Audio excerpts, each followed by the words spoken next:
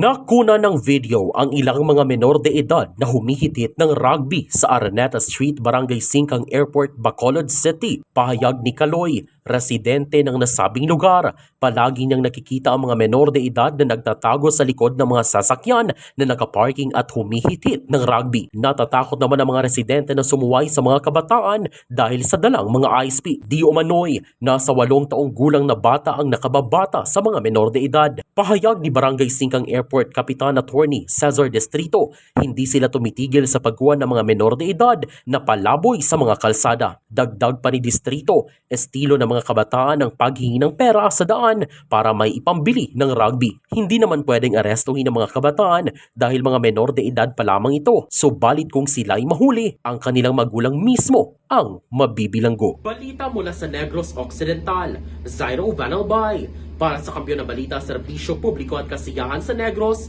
K5 News FM. K5 News FM.